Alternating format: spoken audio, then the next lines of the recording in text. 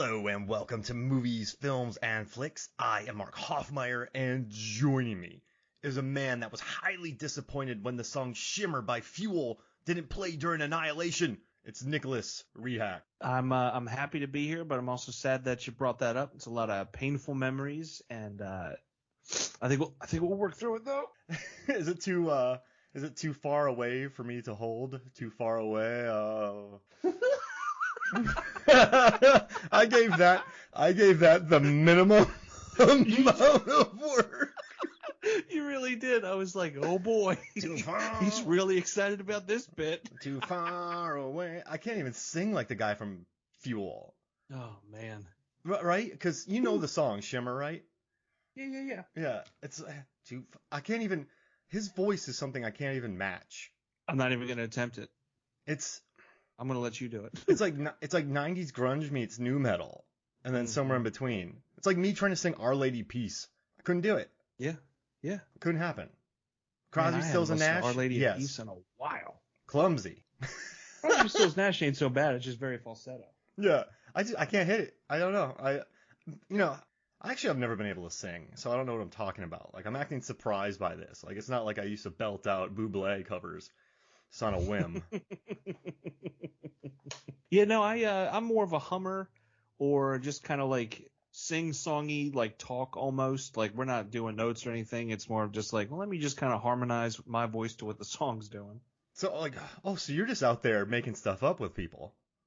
Oh yeah, most of the time I'm just like going in my own little direction. And then someone walks by you and picks up on it, and then as soon as you know it, there's like 300 people following you. Yeah. And then it's on TikTok, and I'm like, great, I got to start a new one now. You become known, and you never recapture the magic of that first one because it happened totally by accident, and all the flash mobs after that just don't work. It's all gone. Oh, wait. I was gonna quote the song Shimmer, but I couldn't find. Oh wait, no, away again. No, that doesn't even work. It's too far away for me to hold. Wait, too far away. There we go. I can't even think about singing this song right now. That's where I'm at. But I do think Annihilation, the movie, is this a brain, like, so I've been doing a lot of research about this movie, and I almost just fell into the trap. Is Annihilation a brain buster? Because I don't think it is. What do you think, Nick? I don't think it is. I think it just asks a question or two and it lets you think about it. It proposes something, and it's not going to tell you that answer. It's just going to say, hey, you think about it, but it's not so subtly intelligent and deeply intelligent where you're like, I don't even know where to start. It's more like, I've never thought of it that way. I've thought of it this way. Or, I wonder if this could be that. It's more, I don't want to say surface level because the film definitely gets a little bit deeper than that, but I feel like the questions it presents to the viewer to figure out is a little surface level, but not in a bad way. No, absolutely. And it's kind of odd, though, that a lot of the 2018 narrative about this movie is, it cost $40 million to make. They shot this movie in England. I mean, this movie does look like it takes place in North Florida, Louisiana, that kind of place, because that's where most of the books took place. But they found some wonderful locations, and it was released in the States, didn't make much money its opening weekend, was hyped big time, and then Paramount was like, whoa! So then they sold it to Netflix, and then they opened it up on Netflix worldwide, and a lot of people are in an uproar about it. And a lot of the thing was, this movie's too smart for people. It's too smart for people. But the more time I spend with Annihilation, the more I think about it, the more I just sort of consider the movie. Alex Garland, he said that this movie was, he adapted the book. He adapted his subjective interpretation of the book into a film, and he compared this movie to what happens when you put a frog in cold water and slowly increase the heat to a boil to where it doesn't notice. And what's interesting, yeah, exactly, right? I had that same exact reaction because I was walking with my wife Megan. We were taking a walk, and when I think about Ex Machina, I think about how sly it is. I think about Vikander's performance, and it's almost a chess match, and very much so. You got to pay attention to. I mean, Vikander's performance, man, like it's one of the slyest things I've ever seen. I think it's one of my favorite performances. And then you go into Annihilation, and what's interesting about this movie is, and Garland will even admit it in his upcoming film that he has, Men, he said they're just kind of bludgeoning you over the head with their themes. And the more I watch this, And they basically tell you everything. They explain all the characters. They tell you what the shimmer is. They explain the refractions. They explain going inside. We're kind of losing our minds. They show you what happens, but it does slowly build to a climax that's not explained. So that's when the boiling water hits. And so this is a movie I think that if you just pay attention, because it's clearly not her doppelganger. It's still her. She's just been affected by the shimmer. Like it's right. Yeah, and because they show you that scene. She's at the microscope and she's like, "Great, I got it." Yeah. And so all this talk, I think, about people, it's weird. Sometimes I feel like I'm going crazy, Nick, because you watch this movie and you're like, "Yeah, I get it. It's cool. It's beautiful. I love the score. Excellent performances. Portman's a beast. Oscar Isaac's on fire." It's excellent cinematography. I love the production design. Anything with monsters, screaming bears, albino alligators. But it's just, I just love spending time in this world. But it's kind of, I think I like it more now that I heard about the frog, analogy, I guess, where you slowly boil the water. Because this is not a subtle film at all. So I don't understand how it's too smart for people. Maybe it's too cold for people. I don't know. Maybe there's no jet skis and hooting and hollering. I don't know. But I think it has to deal with lack of jet skis. And I think a lot of it also is there's a lot of surrealism within the film that doesn't get explained, but it is explained. You know what I mean? When they find the footage for those that come behind or follow behind, whatever the tape said, and they're watching them cut the guy's stomach open and, feel around as his intestines is, circling around like a snake. We see later on, I can't remember the character's name off the top of my head, but when she starts to go, a little crazy, and she's like, my hand is moving. I think it's Anya's character. Anya, yeah. My fingerprints are moving. Yeah, and then we start to see like, okay, it's affecting her, and that she's kind of having a mental break. Is it really happening? Probably not, but in their minds, it is. Their mind's playing tricks on them. So when you look at that footage, I think some people see it, some people don't, especially because even Anya, she didn't see it first. She's like, oh, it's a trick of the light. Because maybe her character was starting to experience that at the same time they found that, and she's trying to hide it. And because it finally boiled over to a point, she's like, look, it's happening to me. Mm-hmm. And I don't want it to, but it is. Because that's some wildly strong denial. Massively strong. And she's so adamant about it. And she gets angrier as they travel deeper into the shimmer towards the lighthouse. Yeah, and just ignoring the kind of refractions and doing all that. And it's interesting how it hits all four of all five of the people who go in there differently. I really like there's different people going in, and that snake thing's nuts though. That's geez Louise. That still creeped me out. Like I watched it again just 2 days ago as a refresher, and even while I'm just like, ooh, like that is still just yikes. Not a fan. And the house that they enter has the layout very similar to the house in the beginning of the film that Portman lives in. And Alex Garland called the screaming bear an existential monster in an existential place. And it's more in despair and pain, which is what everybody is in this place. And I don't know. So he also compared it to the husband. He said the monster relates to the husband. And at the end, Oscar Isaac says, I can't bear it, but I think that's a stretch. I really want those to be connected now. I can't bear it. And then it gets a sense of humor, and it's like, all right. You got us. You're going to be a bear. I think, and not to borrow from Stranger Things, but if you wanted to take a look at the house as like something from the upside down, right? And you're talking about the bears as existential pain and that they're feeling. I mean, you have Natalie Portman's character internally screaming for help, trying to get over the loss, assumedly, of, her husband Kane, Oscar Isaac's character. And they even talk about how, I think Dr. Ventress, Jennifer Jason Leigh's character, was like, you were writing to him every day for like 6 months and then you stopped. Well, she stopped because, spoilers, she was having an affair with the fellow teacher person. Daniel. And that's when the letters stop, because there's that guilt and there's that pain and there's that bear saying like help, like I need help. She needed help to move on. She finally did, and of course when she did, magically he reappears. But it all makes sense. Some of it you have to kind of put it together yourself, but like you said, it's not so wackadoo and out of place that you're like, oh, I don't get it. When they're in the lighthouse, totally understandable, because it does get to some, really crazy spots. But I don't think it's to the point where people would just like completely shut off and be like, oh, I don't like this. I think it's just something that's wholly different and something that we absolutely don't typically see like on screen and in the theater. We don't see an idea presented in that way. No, absolutely. And Garland said that was the hardest part of making the movie when he was talking about the alien. He's like, how do we make this different? We are building everything to this alien. Like, how do we make this creature, like, what is this thing? And I kind of love that they never explain it. What Natalie Portman says, I don't know if it was trying to kill me. I don't know if it wanted to destroy the world. She's like, it didn't want, I don't know if it wanted anything. She's like, I attacked it. It didn't, like, it was new, it was changing, but it didn't know what it was. No, yeah. I thought that was really interesting, but you still sense the danger of everything and the kind of refractions kind of messing with everyone's mind.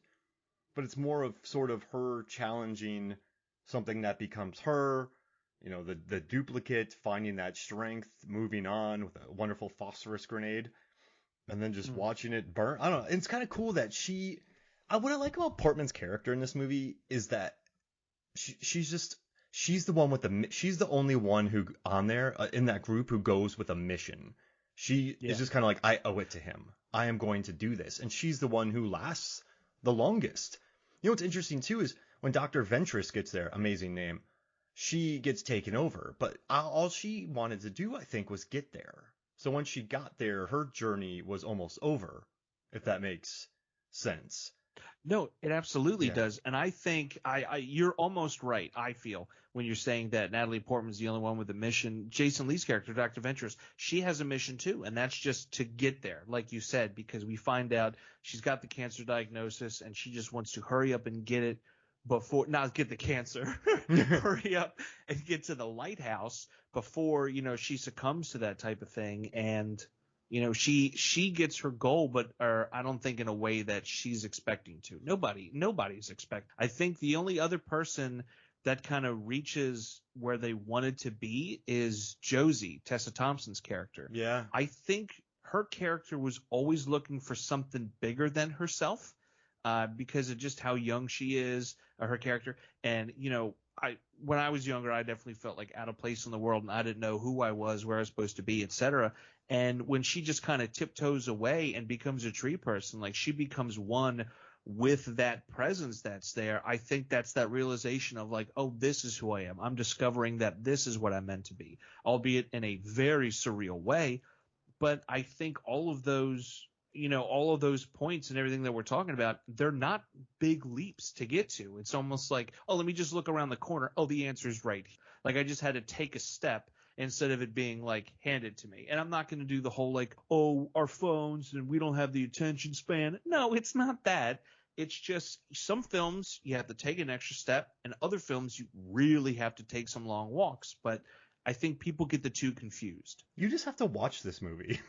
Yeah, absolutely. Yeah, and like you said, that frog analogy that Garland did, that's a perfect analogy for it. Mm-hmm. Just pay attention. Yeah. So there's some people who, but I think that's what was the mindset, and I hate speaking for people, but I guess when I watched this, I was expecting almost the sly sensibilities of Ex Machina, and Garland never even said he was going to do that, so that's on me. But I do think that now that I'm more comfortable with the movie, I enjoy it a lot more. Now I know what it's all about. I'm able to really appreciate it. It's no longer like me trying to, gauge a hurricane with confetti because, I'm on the wavelength of it now. So, but no, I'm so glad that you recommended this rewatch because it was just nice to kind of reappraise my thoughts about it and sort of tackle, I bought the Blu-ray, and on the Blu-ray, there's really wonderful extras. And the EPK is normally really kind of boring and standard, but just watching the way that Garland works.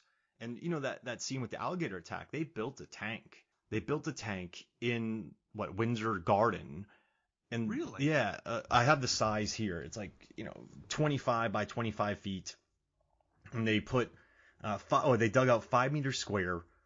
Then they put a tank in there inside the lake, built the house so that Portman and the characters weren't just in gross swamp water, but they were actually like in warm, controlled water. Like this wasn't Sorcerer from '77 or Brotherhood of the Wolf. Like they had contained tanks, and this is why the budget was $40 million. You know what's also interesting too is the shimmer. What I like about the shimmer is that as a director, like let's say you and I are both, we're a directing team, Hank and Hank. I don't know why we just call ourselves that. And the nice thing about the shimmer is that it doesn't obey the laws of regular lighting. So, right. I mean, actually, most movies don't obey. Like, light comes in parallel to the ground a lot, which really, it's interesting that light would come in parallel to the ground in a lot of movies, because, never mind. But what's nice about the shimmer is the light's coming from everywhere. Like, we get to you get to mold it, you get to play with it, and that's why I really liked in this movie. I mean, you do see these different light beams coming through. It doesn't have to follow a traditional lighting structure, and I think there's kind of a thrilling, auteurish ideal to that, because you can just create your own lighting, which makes me happy, and I really like that. And also, I finally noticed the tattoos in this. Did you notice the tattoos? Oh yeah, that started on Anya, and then it went to Portman. And you even had some of the soldier characters in the video they were watching. One of them had that tattoo on their arm. Yeah, so Anya had it before she went in. And then Lena got the bruise and got it on her. So the soldiers must have known, because Anya was there from the beginning. So maybe it was refracting out, and they had begun to get those tattoos. It's interesting. It's very... I never caught that before, but then, you know what's funny? I saw how, heavily, featured it was in the framing. I'm like, oh, okay, they want to tell us something. So then I looked it up, and I was like, oh my gosh. But once again, it's really featured. Like, it's not a sly move. You see that tattoo.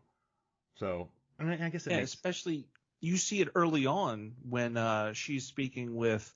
I don't know his character, but Benedict Wong in the beginning, all of a sudden she shows up with the tattoo, but they never talk about it. They go back immediately and they're like, oh, so-and-so still has the tattoo, but she doesn't yet. And I'm sure it represents some kind of trauma that they're bringing along or something like that. Or it just could be, I don't know, a weird trick of the light. You know what I mean? Because that's something that Anya kind of relied on to explain what had happened in the footage and everything. But yeah, it's something that always grabbed me. I was very, very fortunate. I saw this in theaters. Yeah, same. I think them jumping to Netflix really hurt the film, but that's another conversation. I was so happy to see it in the theaters, and I actually didn't notice the tattoo the first time around. I went with the FTS gang until one of them pointed it out, and I was like, "What?" A couple weeks, months later, getting the Blu-ray, and then I just picked up the 4K, so I was able to watch that. That version of it this time around, and just gorgeous. It's such a mesmerizing film, and the little winks like that, the little tattoo and it adds so much more to it. And again, if you just watch it and pay attention, you'll figure it out. Maybe not so much the lighthouse scene, and that's when you can get a little interpretive and stuff. But for the most part, like I can't stop thinking about the frog thing. Like that's just the perfect metaphor. And FTS means French Toast Sunday, and they're a group of maniacs French Toast Sunday, that you should follow, because whenever I talk to a French Toast Sunday person, I feel at home. I feel like I'm talking to a fellow maniac, and I love it. Aww. So check them out on Twitter, the website, do all that. So you'll like it. And no, but also too, I just want to ask you a question. Oh, with Lomax too, with Benedict Wong. You know what's really interesting? Lomax, okay. He's also in Sunshine, which I like, but which Alex Garland wrote. What's interesting is when he's interviewing Lena or Natalie Portman, he's standing, she's sitting. When Kane comes home and she's asking him where he's been, she's standing and he's sitting. So she's sort of like it's little. And you know what's interesting too is the door frames in the beginning are so heavily featured because it creates that distance. I don't know if you watched it, but they frame her. But the first time he comes up, he's through the door frame, she's there. Later on, when they're talking, they're separated by that framing, the tables in between them. Like, they really do a good job of creating a space that keeps them distant from each other inside this really gray home, which I dug. And also I like how Garland, this is essentially 3 movies. This is kind of a domestic movie where, she's dealing, the horrible extras in the beginning. We'll talk about that in a little bit. Oh my gosh. The worst walking I've ever seen in a movie. No, that's not true. But you know why I noticed it so much? In the beginning, when Lena's teaching, there's just extras walking in the background, but they're doing such an extra walk. Not like extra as in this person's being an extra. Extra as in it's only a walk you see in movies. Because whenever you tell an extra to or a background professional to walk, they immediately forget how to walk naturally, and then they just kind of walk in a really stilted way with no like you see these people like this person's not going anywhere. This person was just told by an AD to walk in a straight line. It always gets to me. I digress. But yeah, so it's a domestic drama, and then it goes into kind of the adventure story. It goes into the quest, and then at the end it's Bonkers Town. But I kind of dig that how it builds into that. And I do think this is a movie that needs to be watched in theaters, but I understand Absolutely. Paramount because like this is a movie that it's not a laugh a minute. It's not tons of frights. It's not openly warm. It's much more sort of cerebral. It's much more the tone. I would say it's much more quiet. Yeah, it's not and I'm not dogging on Marvel or anything like that, but I've noticed in the earlier Marvel films, it's when the film feels like it's just about to start to lull, action beat. There's not a predictable like action beat in the film. There's nothing that's really piquing your interest. Like you said, you have to pay attention. You kind of have to bring your attention and focus. And if you do in the beginning, you get rewarded in the end, because that's when we get our, like, you're watching this and like, what am I watching right now? Like, who said okay to put this on the screen? You know what I mean? Yes, exactly. What Paramount executive gave Garland $40 million? Now, after Ex Machina, he was hot. He was Hansel hot. So he was blank check hot. So they gave him $40 million, and I'm pretty sure he had a lot of kind of carte blanche to make whatever he wanted. And then he turns this movie in, and you're like, wow, this looks great. The performances are amazing. Natalie Portman's on fire. That screaming bear pig is a nightmare. Audiences are going to hate it. Yeah. Like, you're just kind of... Because you know what's interesting? This isn't a movie like The Tree of Life. That they're totally different beasts. So don't... But, like, it's not going to leave you feeling transcendent after watching it. It's not like a transcendent Malick film. And then it's not a 2001 that just blows your mind into 1,002 pieces. It's... I was going to say 2001. I'm like, too easy. No, what did you do? You refracted it. Well, you held a mirror up to itself. Now I have a tattoo that says Kubrick on my forearm.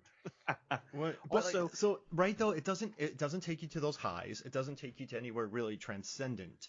It's not going to be a Descent level, ladies spelunking and murdering. But it's really good. I just don't think it doesn't. There's not the thrilling conversations like an Ex Machina, and this sounds like I'm dogging on this movie, but I really like it. I think it was in my top 5 of 2018. I just got to go back. This was my favorite film for 2018. Yeah. I mean, I got to go back and look at Letterboxd, but I think I'm talking generally for the general populace, and I hate speaking for the general populace, but I don't see this movie ever taking off. And just because it taking off in what way? Okay, so it doesn't have the Malick wonder. It doesn't have the 2001 mind-blowing 2001 just mind-blown. It doesn't have the Descent level violence, the crawlers, the thrills, the chills. It's also not wildly cerebral or sly or chess match like Ex Machina. It's just it tells you what's going on. It explains everything to you, and it's just a slow boil to an ending that you kind of have to think about. And you know what's really interesting? I got annoyed while doing some research earlier because someone wrote an article and they're like, well, the narrator's unreliable, so why are we even watching this movie? And I just wanted a Kool-Aid man through the wall when I read that. And then oh no, oh yes. So yeah, sure, it's an unreliable narrator. but I think it's the truth. I mean, it might be warped by all the refractions, but at the end of the day, that's a story we got, and it's a good story. And also, the original ending in the script were that the more asteroids start falling. So it's just the beginning of Kane and Portman's journey in this film. But then they started making fun of that. They're like, oh, well, they survived all this, and now they got it, like, it's like Drag Me to Hell. But I love the Drag Me to Hell ending because it's Sam Raimi. It's mean. It's funny. So they were just kind of saying that if asteroids were coming to Earth, it would have been a better ending because that would have meant more shimmers, and then their journey wasn't ended. Not, is she, isn't she? But she's not. She is the character. She's Lena. Yeah. So what's this? But people seem to miss that. I don't know. Like, do you think they just? Do you think? I think because there's been so many films in the past where that last frame was like, oh no, like maybe they're the thing now. And when you see something like that, your immediate reaction is to jump to that instead of like taking it for what it is, and that no, she's out of it. She just has this thing. And they told you she has the thing minutes ago when she was looking at her own blood. You know, like there's nothing to, like, I'm sure you're going to have all of these, videos on YouTube, like, the ending explained, or, the end theory on this and that. The only theory is what you saw. And for me, it's Dr. Ventress dying, and she doesn't just see someone dying. She sees, them exploding into light and watching their soul become this new thing because she's gone crazy because of the shimmer. You know what I mean? It's all hallucinations in how she's perceiving and seeing someone. And who knows? Maybe even the alien is not even an alien. Maybe the alien is actually Dr. Ventress, right? And she doesn't recognize who Ventress is anymore because of the cancer, because of, what she's become in there.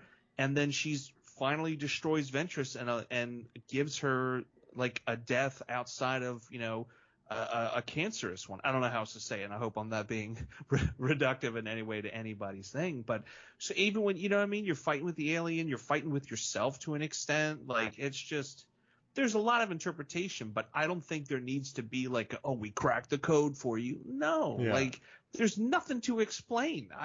We can't say it enough. You can't say it enough. Watch the movie. Yeah, it's like, watch it. And I also think too. I think you're right about the kind of cancerous elements of this movie, because throughout the entire making of documentary, you use like words like cancerous, malignant. All these types of terms were used. I mean, if you look at the trees, you look at everything. They actually studied what the kind of tumor, they actually studied what the Chernobyl. They studied damaged DNA. They studied cells with radiation. And a lot of that is what you see on the trees and the animals and all of that. So what you said could be totally right. But at the end of the day, she goes into the shimmer. She comes out affected by the refractions. And then she's with the clone of Kane. Because, but like, I don't know. I don't want to sound insulting to people who didn't get it. I guess no, absolutely not. I guess it's just, for me, you watch it. I guess sometimes I get a little, I remember watching Tree of Life, a movie I absolutely adore, and it was one of my favorite theatrical experiences. And my wife were walking out of it, and I was kind of like, yeah, it was cool. It was about Sean Penn thinking about his brother's death all these years later, on the anniversary. And then there are other people kind of like, I think it means, like this. And I don't know, maybe I just read movies differently than a lot of people, but that was kind of my view of Annihilation. And it kind of makes me want to make a movie now about you being a detective, Nick, and you solve a case, and at the end you turn around and you go, or did I? Yeah. And then you cut to somebody lurking around a corner, and that's it. You're like, wait, what? What? Ooh. Like just... If you get really crazy, right? It's a 2-hour movie. An hour in, when you think it's solved, I look at the camera, or did I? And then the movie starts over from the beginning. And it shows me going through all those scenes, but doing stuff like wildly different, to where there's no crime, there's no detective, nothing. It's just me like laying in bed crying because I'm going through like a massive depressive episode. Wow. And the sequel to that. Then we'll throw dinosaurs in there. And yes. It's just, there's a shot of you holding your head in your hands, and you sat there while they did a time lapse for 36 hours. You stayed in one place. Yeah.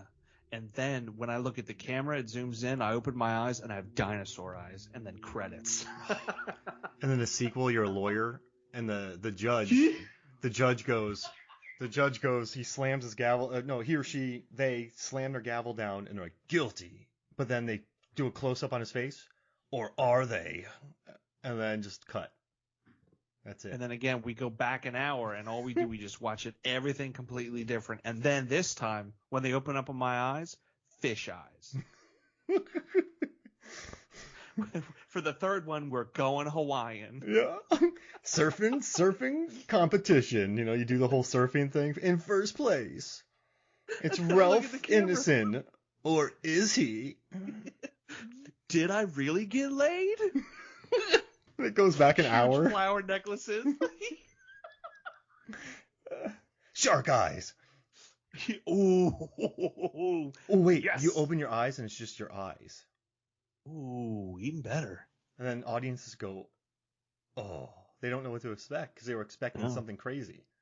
Yeah, and then the fourth one is like a remake, reimagining of the first film. Wow. A rebootquel.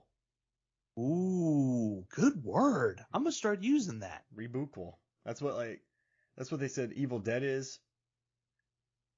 And Evil Dead 2, it's like a rebootquel. Oh, yeah. I guess it is kind of the same film. You sound like you're in a rock band there for a little bit. Yeah. I just have so much energy and I'm taken aback, you know what I mean? There's just this crowd in front of me. So this fourth movie is just a rebootquel of the first one, but then you wake up with shark eyes. Yeah, and they're like, "Oh no, we're still in the third film. This is it's 3-part 2." And then they go back to the judge, innocent, or is he? And then credits, and then there's a 30-minute after credits scene to where they're in the theaters like, "Well, this is a lot going on right now, huh?"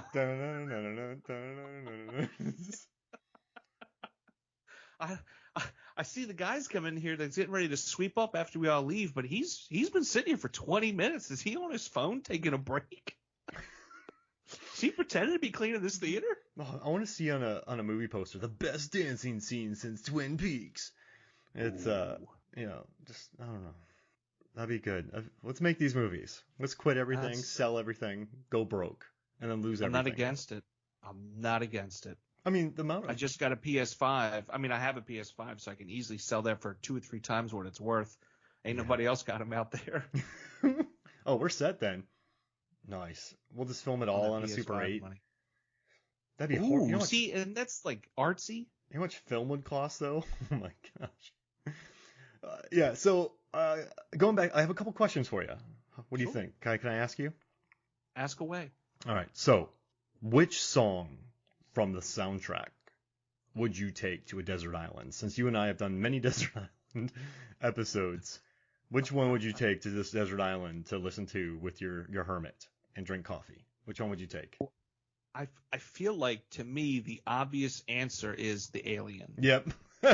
It's the long, sprawling, just magnum opus. But I do have a bit of a soft spot for the track Disoriented.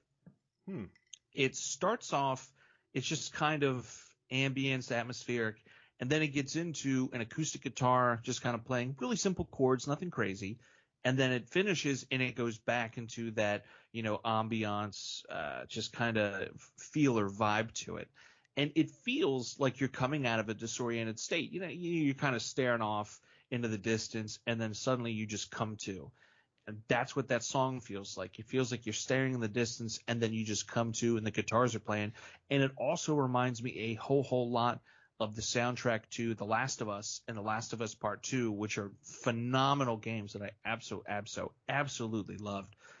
So I think there's also that connotation too, that when me and the hermit are sipping on some coffee and hot tea, respectively, we can just kind of jam and listen to the acoustic and think about, video games and what they were pre Last of Us and then post Last of Us Part 2. Like really hunker in on that. And then occasionally talk about the movie. But well, we know this island is stock. So you're thinking about video games and then going and playing video games?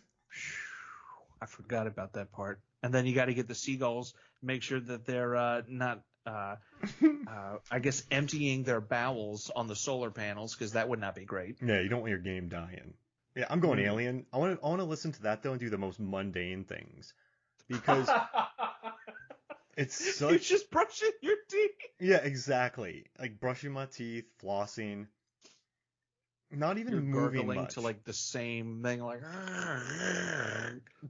As I go about my breakfast routine, I want to listen to that. Just because you feel like a lot should be going on because it hits. There's some parts that hit during that.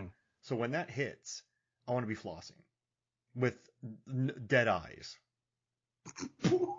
Just completely dead eyes. And so when people watch me, they're like, man, this guy's listening to this crazy, Ben Salisbury and Jeff Barrow, like they did an incredible job on that Annihilation soundtrack. Like, Portishead, like these guys worked on Ex Machina, amazing people. This guy has dead eyes at the climax of this song while flossing. Yeah, but you ought to see that omelet he made. That's incredible. Yeah. You think it would have been like more intense omelet making when he listens to that song, but he didn't even really move much. No, it literally is just eggs. Like it's a very simple omelet, but man, does it look good. It was probably the most lethargic omelet making I've ever seen in my life. So mesmerizing, man. I just wish somebody would explain to me how it ended. Well, he took the eggs off, put them on a really nice plate that it looks like they made there. Took out some wooden forks and a wooden knife, which looked beautiful. Beautiful. Then he sat down and chewed very slowly, swallowed, and ate it. Nothing, while still listening to this. So what you're saying is like the wood, fork, and knife represent like our primal selves when we were going across oceans and ships, like the pilgrims and stuff. Man, that makes a lot of sense now. Yeah, the fork was the ship, the egg was a continent, and then his mouth. No, wait. The eggs represented America, and his mouth represented all the people that came over and just laid waste to a beautiful country. Yeah, and the indigenous population within it. Yeah. I shouldn't be laughing at that. It's just sad but true. Yeah, it's really sad, but it's horrible. And then, but the eggs, that's what the eggs represent. Yep. No, it's horrible. I think the only life that was taken away. I feel like the only thing you could, this is bad. Like, sometimes it's so horrible what happened. I think I'm the type of person who laughs when something is absolutely horrible because I don't know how to sort of process it because it's just so terrible. There's an image I want to get a tattoo of. It's Gonzo on a bicycle, and around it are the words, "If I don't laugh at this, it will destroy me." And I'm like, makes a lot of sense for a lot of things. But I think it's also that thing of, when it comes to violence like that, like it just doesn't seem real. Yeah. We see all these films like war films and, even if you look at something like Schindler's List, like we all know it happened, but it doesn't seem real. It doesn't seem like it literally, like not even 80 years ago it happened. Right? It's not far removed, but it just doesn't feel real sometimes because of just, it's so much, it's so much. It's not like a little handful of people, it's populations, it's cultures, it's society. Like it's just a lot to process and handle sometimes. And you're like, okay. And you move on to something else because your brain just can't handle it. Can't. And then I just laugh and I seem very inappropriate, but it's just. You ready for another question? I got a good one for you. Absolutely. Okay. Hit me. I've loved. So I asked you during our Lost World episode this question, but I'm gonna reframe it. What's scarier? So you are in a corncob maze, right? That represents the back rooms. You've skipped into the back rooms, and you are in a corn maze that is miles long. In this corn maze, you are running from one of two things. I want you to pick which one. So you're either running from the Screaming Bear from Annihilation or Patrick Wilson, evil Patrick Wilson from Insidious 2. So is evil Patrick Wilson saying anything or screaming anything, or is he just dead silent? Oh, he's yelling. He's doing that creepy smile at you. And to sweeten the pot, Patrick Wilson brought his friend Patrick Wilson from evil Patrick Wilson, polo-wearing, mustachioed Patrick Wilson from the tall grass, or yeah, in the tall grass, tall leaves. One of those movies with tall leaves and grass. Stephen King adaptation. Evil Patrick Wilson, 2 evil Patrick Wilsons, or 1 screaming bear pig. Oh, 2 evil Patrick Wilsons. Because at least with the screaming bear, like you can kind of play dead, or you can kind of hide and like throw dirt on yourself to really pull your scent down. But if you got 2 Patrick Wilsons, I mean, it's like Jurassic Park. You're looking at one thing, but you didn't see the 2 on the sides of you, and they're going to come get you. You know what the bear wants? The bear just wants to eat you. You don't know what those Patrick Wilsons want. You don't. Clever Wilson. Yeah, they might say, hey, we're going to watch the Stargate marathon. You're like, oh, not that bad. And they're like, Stargate Atlantis. And then you're stuck and you're trapped. 12 seasons. Oh, no. And then they're just smiling at you the whole time while wearing cardigans and polos. Yeah, and every 10 minutes, what'd you think of that? What'd you think of that? What do you think that means? And it's like, fellas, we haven't even gotten through the pilot episode yet. Just please watch. No, what do you think of it? Why can they go through a portal that way but not a portal through the other way? Yeah.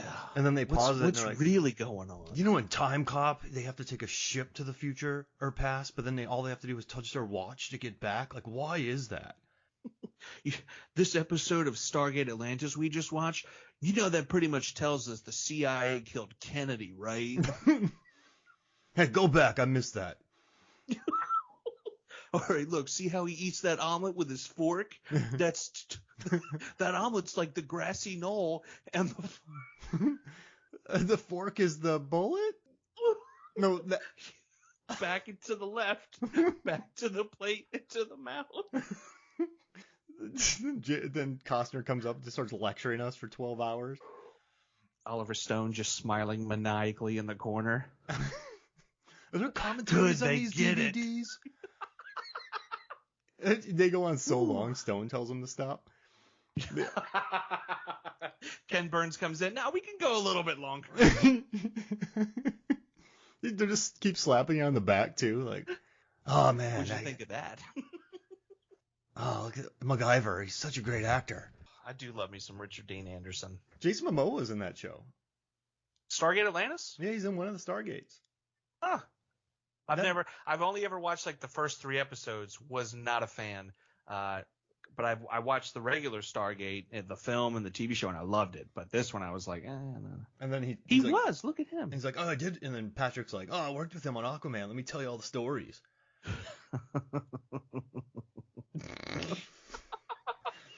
Hey, pause it. Hey, I don't want to miss anything. Yeah. Right, what did I miss? No, we paused it. I don't. No, I mean, what did I miss? Yeah. You didn't miss anything. We paused it. How quick did you pause it? I might have missed something between saying pause it and when you paused it. Yeah, like, did you see how he blinked? Pay attention to how he blinks in this moment. Or did he blink? Oh, see how he did or didn't blink? That tells us if Kubrick filmed the moon landing or not. Yep. Oh, gosh. Why is Patrick Wilson he's a conspiracy theorist? Hey, he's the evil Patrick Wilson, man. I wonder if they filmed this Atlantis in Atlantis. Look at the inside of my polo. He turns it inside out, and it's just all these theories written in Sharpie. This one says Hollow Earth. Let's talk about that one. Tell me more about Skunk Ape. What's this man bear pig? The Slender Man. And then it just says, like, bring home lunch. And you're like, what? Oh, yeah, I got to bring home lunch. These guys. Don't let me forget. I have to get honey ham, and it's going to be sliced thin. But if it's not, guess what? If it's not, then that means all of our politicians are lizard people. Thick sliced sliced ham means...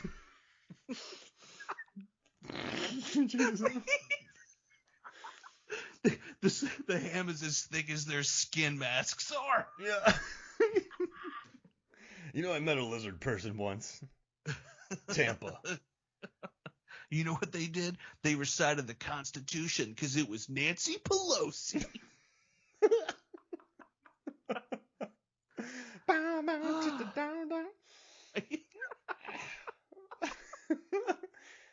he does the whole when Puff Daddy covered he was with Robert. Who was he with? Jimmy Page on the Godzilla soundtrack. Oh yeah, when they did that. Oh gosh, what's that song? Yeah, Kashmir. Yeah, when he just performs that in front of you.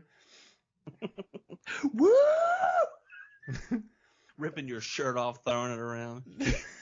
See how he's spinning his shirt counterclockwise? Please don't say another. Keep Stargate paused.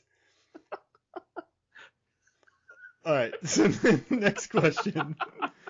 So this is my thing. I didn't want to ask the crazy questions right off the bat. I wanted to get people in with the water bit, and then I wanted to like slowly put them in boiling water. Ooh. So they're in it now.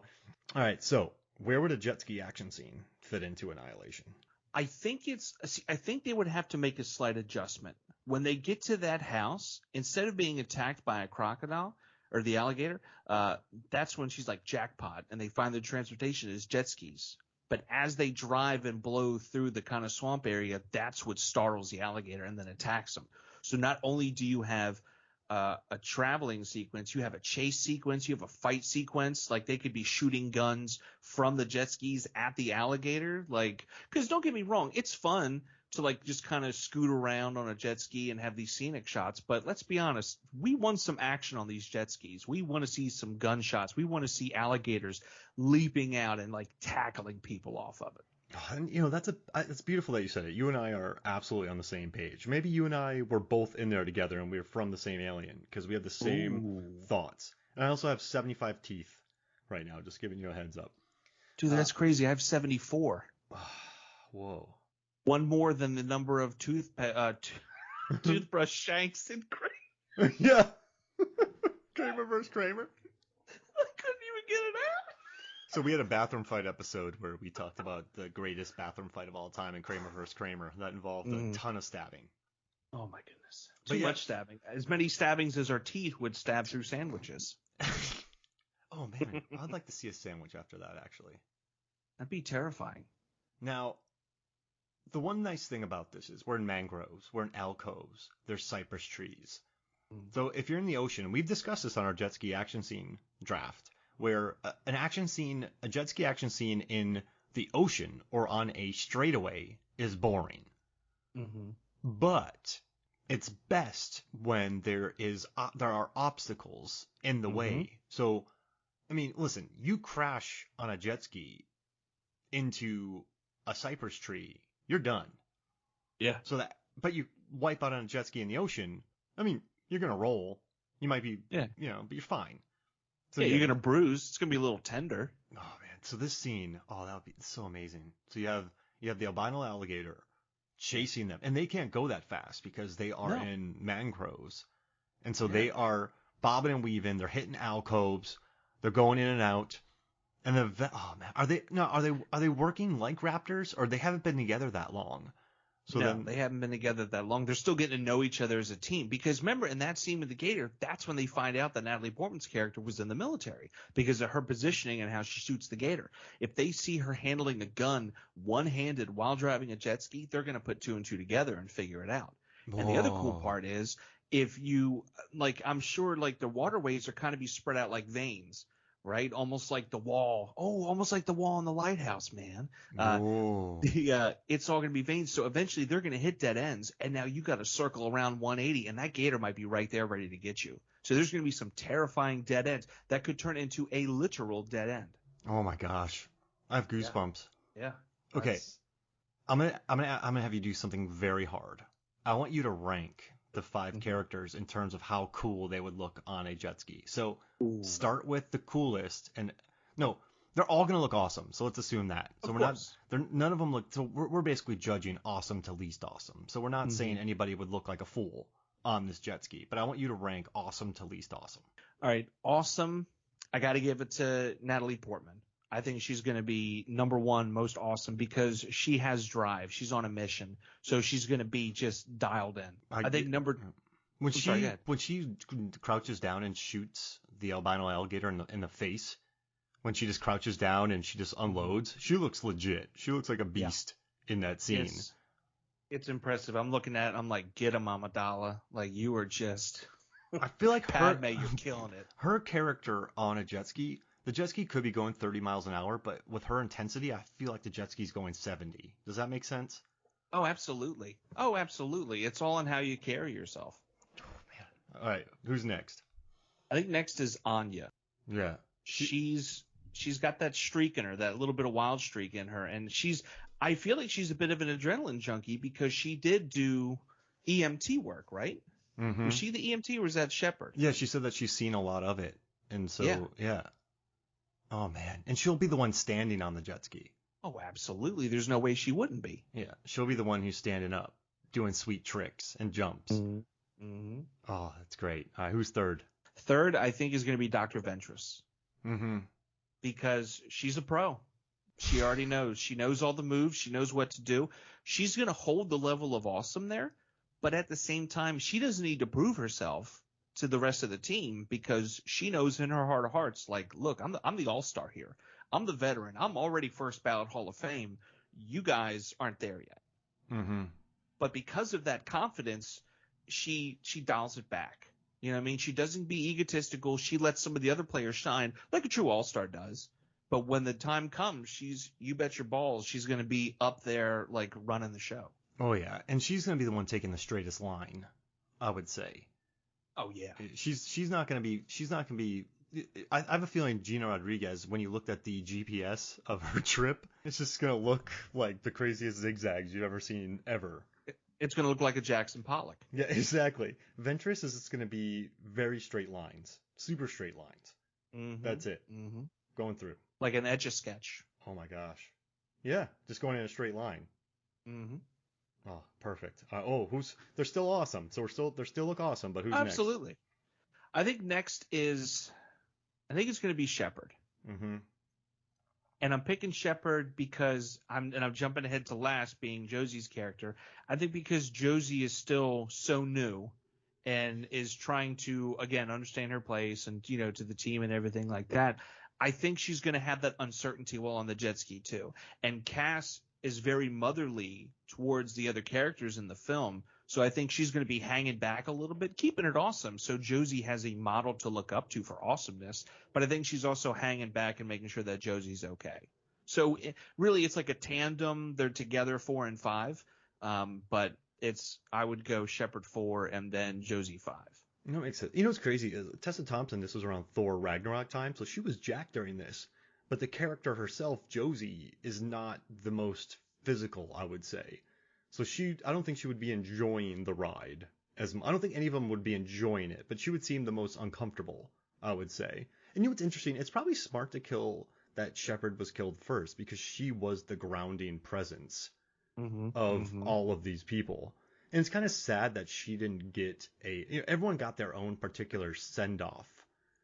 But I guess by establishing Shepard as almost the main character in the first 30, 40 minutes, her death came as a big surprise. Right? Because she's the one who gets all the talking.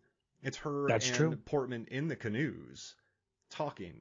So she's the one telling who they are and what they lost and that kind of stuff. So and then she's the one quizzing Portman about who she is. So I guess it does make sense that she got because Ventress is the lead. She's kind of on her own, professional. Yeah, Shepard. Yeah, wholeheartedly agree. I have a couple questions. The one question I have is there's a scene in the beginning not in the beginning when they just get into the Shimmer by Fuel, wonderful song. So far away to meet you, girl. When they get into the Shimmer, and there's a long scene where, and it comes back later because you learn that they're not blocking it; it's just being deflected. But when Tessa Thompson's character Josie's like, yeah, the radios don't work. This doesn't work. This doesn't work. And then Ventress just goes, no one's talked out of here for three years. Why are you telling us this? And that felt quite clumsy to me. That might be the clumsiest part of dialogue filmmaking because it's like you spend this long time going, nothing works in here. Which way are we going? Okay, we know where we're going. And then Ventress like, you guys are idiots. We haven't heard anything for 3 years. I guess that would be said, but I also felt it was a bit exposition-y. Does that make sense? Or am I completely wrong here? I think I think it's the line read, and I'm not knocking any of the actresses; they're all fantastic in the film. But I think it's just how it's read kind of seems like it was shoehorned in there. Mm-hmm. So I see, I get what you're saying. Because you have this long speech about how nothing works, and then you just get, yeah, nothing's worked in here for 3 years. What does it matter? You're like, oh, yeah, I don't know. That's my one. I don't know. That's it. That's my one thing. Maybe it's just a reminder, you know what I mean, for people like, hey, pay attention because this is what's going on and this is how we know, et cetera, et cetera. But also it's good, though, because it does set up character dynamics. It's like Ventress has been at it before, so she already knows. But then you get Shepard knowing which way to go, so that shows how crafty she is. It's interesting that Portman's the disoriented one out of the entire group. So, yeah, it's a good character beat. It just felt, I don't know, I felt that scene, if that makes sense. I didn't. No, absolutely. I didn't, you and I canoe a lot, so you and I talk a lot about life while canoeing. So I understand the Shepard Lena conversation. But yeah, that was my one complaint about this movie. You don't understand how many notes I have about this movie. I have, they based the creature at the end is like on mathematics, and they created like a 3D model. They actually built this, constructed a 3D version for Natalie Portman to look at. And there was a guy in the bear suit on stilts walking around like a bear for the cast. Yeah, there was. Then you had Alex Garland with the bear head making the noises. I mean, it's just, they shot it in sequence. Like, it's crazy. They shot this like a mile away from the Windsor Castle. And it's just, I also love that they brought in Sonoya Mizuno, who is in a show called Devs, which I absolutely loved. It's probably one of my favorite shows, I think, of 2020. I gotta finish that. I started the first episode and I wanted to get back into it, but I just didn't. It's one of the few TV shows that I treated like a cinematic experience. So it's one of the rare ones that we just were like, okay, do we have time? Let's turn off the lights and let's watch this. So we really dug that. And she's also in Crazy Rich Asians, but he brought her in to be the humanoid. So her because she's a dancer. So her movements were just very fluid. And also, too, Garland admits that like he wanted to hit people over the head with despair. And, he also said that it's interesting. He called this holistic self-destruction, not holistic self-destruction. Does that make sense to you? Not like holistic, but holistic? Like WH. In my head, it's registering, but if you asked me to explain it to you, I couldn't. But I get it. Yeah. So we were watching. He's like, yeah, holistic self-destruction, because I mean, if you look at the destruction of the body, then the destruction of the characters, there's just so much, man. I was really, there's so like, I was worried about this episode. Sometimes when I cover comedy, sometimes I worry about us just saying the funny parts. But in this movie, in a little bit in my head, I was kind of thinking like, we're just going to be talking about all the Easter eggs in this movie. Like he took this idea. One of his main ideas was from Alan Moore's Swamp Thing. What? Yeah. Garland. And if you think about Swamp Thing, I mean, it kind of makes sense. Just the look, the swamp, the vibe, the gritty, the grime. It's just it's pretty interesting. It's just, this is a good movie, man. But I guess, it's weird. Do you know when a movie doesn't do well in theaters, you sort of understand it? Like, The Master, that movie had a big budget and it didn't really make that much, but I get it. Totally get why. I love that movie. Yeah, no. I was fortunate enough to catch it in theaters. Like, amazing. But like you said, I get why. I mean, it's a beautiful movie. It is. Absolutely. It's a beautiful movie, but it made 28 million worldwide on a, let's see, what was the budget? A $35 million budget. But I don't know. It's interesting I'm so happy that these movies are made, because I do think that they are pieces of art. But sometimes, if I was a producer, I don't know if I would greenlight them. I don't know if that's bad or good, but I mean, I'm continuously glad that Netflix is throwing money towards making these type of films. But I guess I also understand Paramount's. Do you understand Paramount's decision? How do you feel about that? Because you said what do you think they should have put this in the theaters?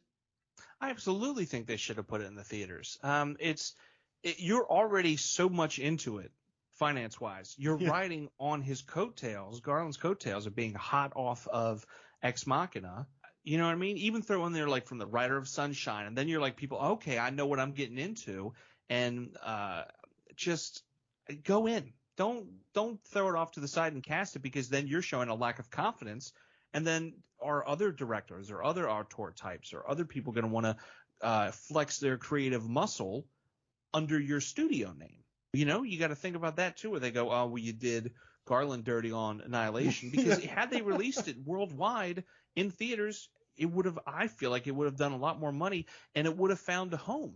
You know, it would have ended up maybe something almost like a Donnie Darko, where in theaters, people were kind of like, what? And then it grew this second life from, rentals. And obviously this case, it would be from like streaming and stuff. And it just, I think they really they did themselves wrong. It was already there. Just go ahead and finish it. It's like, I see the last turn for this race.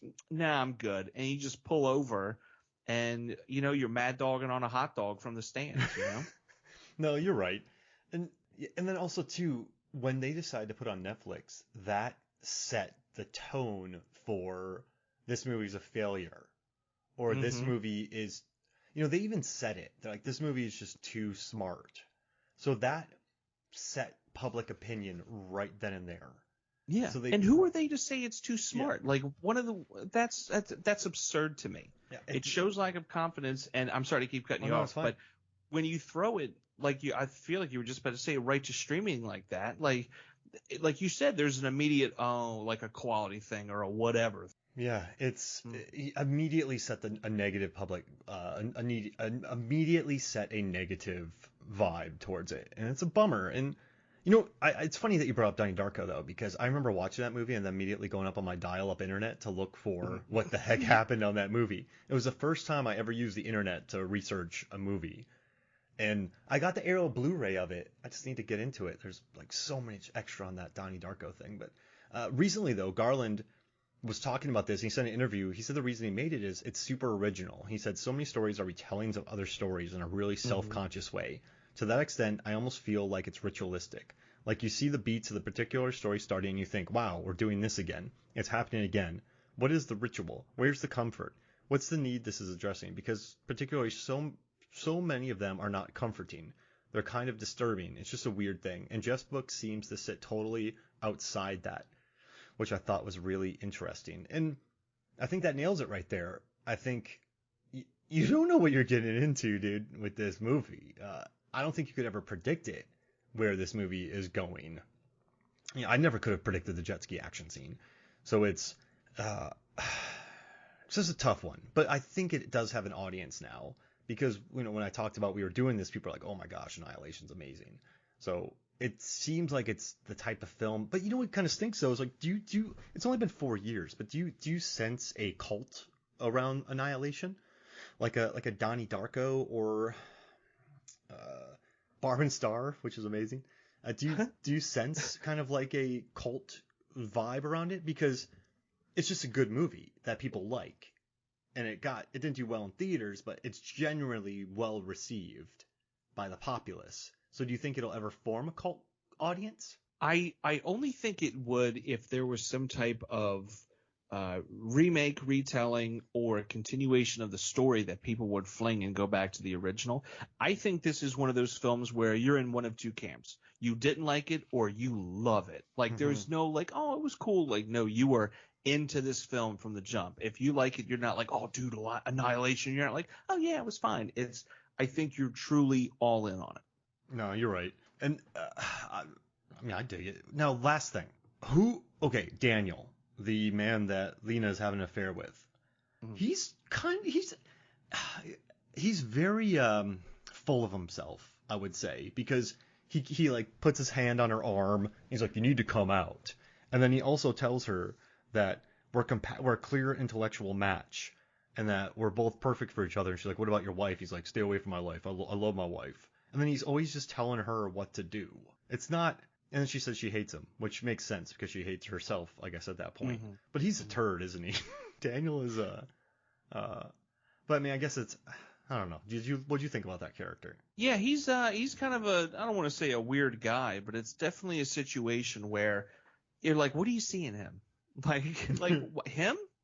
And I think it's just a familiarity aspect. I bet while, the first 6 months, she would like talk to him about it, and maybe he has a relative that, was in the military too, and they had something they could bond over, or, something. And then it just happens to where, the relationship gets awkward, and she got what she wanted out of it, and she's moved on, and he just hasn't. And he's kind of, I'm not saying he's going the whole like nice guy neckbeard route, but it's borderline that.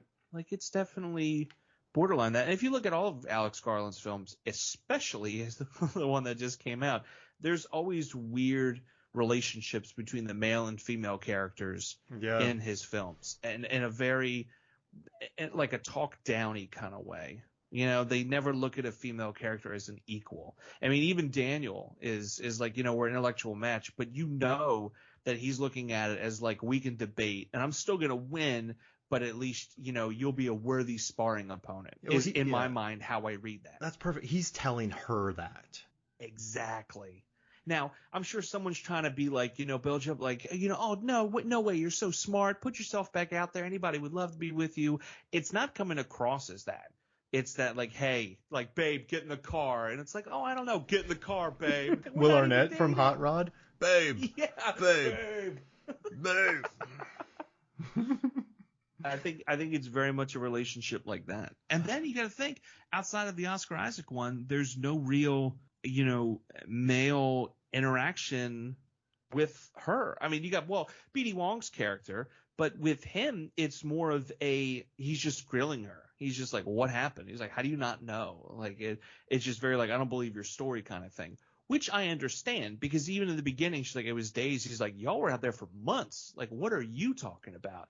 And of course, everybody dies. She's the only one that's coming back, et cetera, et cetera. But it's just, they all just talk down to her, Just like Ex Machina. They underestimated.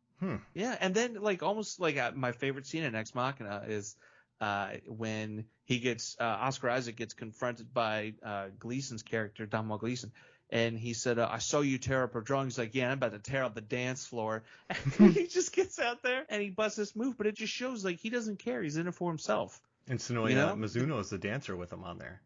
See, there you go, bringing it all back around. Oh my gosh. Well, right now I just hope that everyone's minds are cut loose and their flesh has been turned into liquid from this episode.